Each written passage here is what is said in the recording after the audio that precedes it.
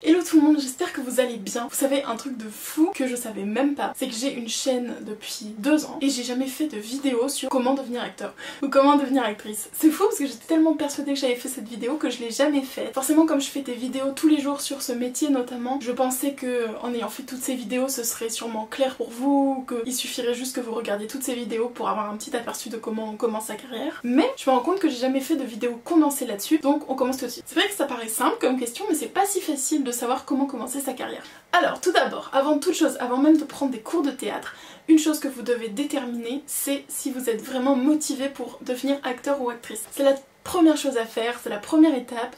Si vous n'avez pas vu ma vidéo là-dessus, j'ai fait une vidéo sur la première étape sur comment être actrice et je crois que c'est ça. La première étape, c'est d'être motivé, de croire en soi, parce que c'est un métier très difficile, je vous le cache pas. Il va vous en falloir de la motivation pour tenir sur le long terme. Maintenant que vous savez si vous êtes motivé et si vous avez des qualités pour être acteur ou actrice, notamment la persévérance, le travail, la sensibilité, ce genre de choses, maintenant vous pouvez passer aux conseils concrets sur comment devenir acteur. Alors déjà, acteur c'est un métier, donc comme chaque métier, il faut une formation pour ça. C'est pas un truc obligatoire, c'est pas un truc où en casting on va venir vérifier si vous avez une formation, mais c'est quelque chose qui est nécessaire selon moi, parce que imaginez aller en entretien d'embauche si vous avez jamais fait d'études pour le métier que vous voulez faire. Ça paraît un peu fou. Bah le métier d'acteur c'est pareil, il faut une formation. Alors le mot formation c'est très large, c'est pas comme le fait d'aller à l'école du CP à la terminale, c'est pas un truc défini. Une formation ça peut être une école privée, donc pour ça les écoles privées c'est les écoles, par exemple le laboratoire de l'acteur, le cours Florent, le cours Simon, c'est toutes les écoles qui sont pas en fait financées par l'État et qui sont en fait des entreprises privées.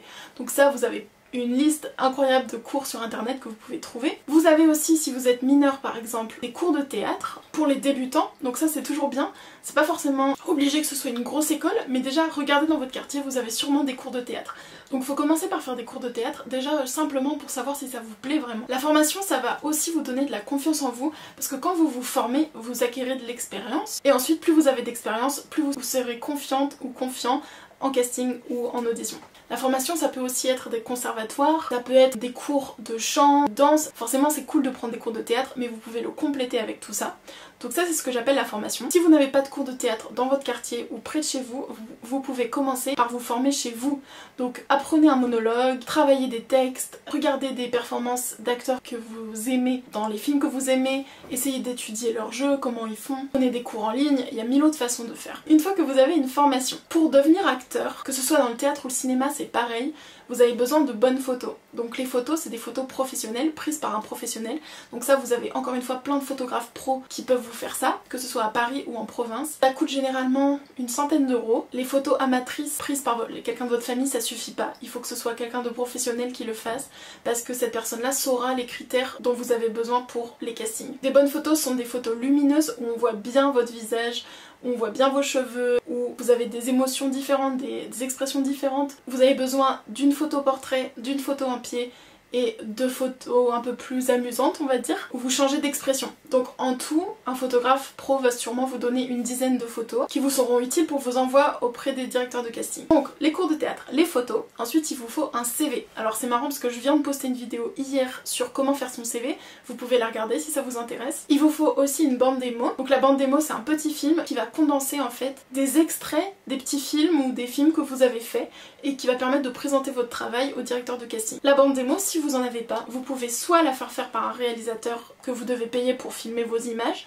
et donc vous allez vous-même écrire les scènes ou alors il va écrire les scènes pour vous, soit vous la faites avec des bouts de courts-métrages ou de films que vous avez fait. Donc voilà, ça c'est au niveau des outils que vous devez avoir. Ensuite, si vous voulez avoir un agent, là aussi j'ai fait une vidéo là-dessus si ça vous intéresse. Un agent c'est quelqu'un qui va vous représenter et qui va vous aider pour les signatures de contrat, qui va vous aider à trouver des rôles plus intéressants que juste de la figuration de la silhouette. Mais un agent, on peut pas avoir un agent tout de suite, il faut déjà avoir fait des projets, des films avant, donc c'est peut-être un peu pour plus tard. Ensuite, ça c'est au niveau des outils. Vous pouvez aussi avoir un site internet. Ça aussi je vous montre dans la vidéo d'hier comment on fait. Sur Wix, comment créer son site gratuitement, donc vous pouvez toujours la regarder si ça vous intéresse. Et une fois que vous avez tous ces outils là, alors la bande démo c'est pas forcément nécessaire pour faire de la figuration, mais une fois que vous avez tout ça, vous pouvez commencer à envoyer votre candidature pour des projets de figuration, de silhouettes que vous pouvez trouver sur internet, donc sur les pages Facebook, sur la newsletter cinéaste.org, sur Movifax, voilà, sur ce genre de site. Une fois que vous avez fait de la figuration de la silhouette, ça vous donnera déjà un bon aperçu de ce que c'est un plateau de cinéma,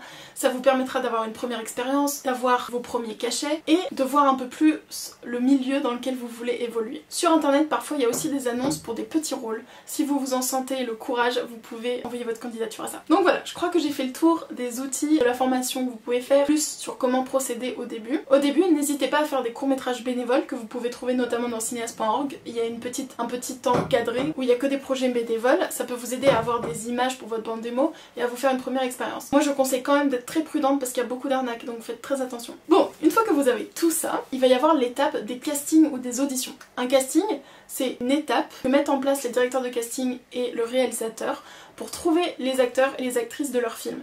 Donc c'est une façon de vous sélectionner si vous voulez. Ça peut être impressionnant au début. Moi je me souviens, mon premier casting, j'étais hyper stressée alors que c'était pour un mini projet.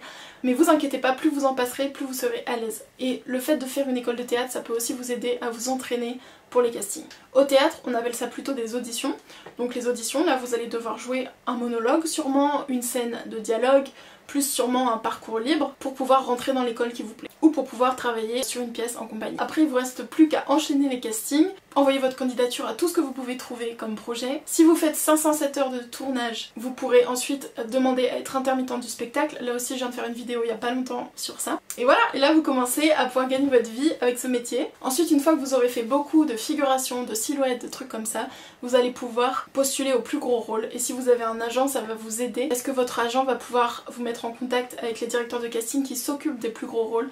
Et ensuite vous n'avez plus qu'à enchaîner les castings. En fait le processus c'est le même que vous envoyez votre candidature pour des rôles ou pour de la figuration. C'est juste que l'enjeu est pas le même. Au niveau des qualités que vous devez avoir, vous devez être forcément sensible pour pouvoir faire passer les émotions mieux, pour pouvoir les ressentir, pour pouvoir vous mettre à la place des personnages que vous jouerez. Puis c'est un art donc forcément il vous faut une sensibilité. La sensibilité c'est un peu inné mais ça se développe aussi, donc n'hésitez pas à regarder beaucoup de films, à lire beaucoup de livres, de pièces, à vous cultiver, à aller au musée et regarder des œuvres d'art, ça va vous aider déjà. N'hésitez pas à travailler votre développement personnel, ça peut vous aider à gagner confiance en vous, à connaître vos points forts, vos points faibles et travailler dessus. Vous devez surtout avoir de la patience parce que c'est un métier difficile, on réussit pas tout de suite. Mais comme tout métier en fait, il faut beaucoup de patience et il faut continuer et travailler tout le temps. Ensuite, par rapport aux critiques, parce que vous en recevrez beaucoup, déjà sûrement vous en recevrez de votre famille qui sera pas forcément d'accord que vous vouliez faire ce métier. Sachez que c'est votre vie, c'est votre choix, donc si vous voulez faire ce métier, personne ne peut vous en empêcher. C'est juste qu'au début ce sera sûrement difficile et peut-être que vous devrez trouver un arrangement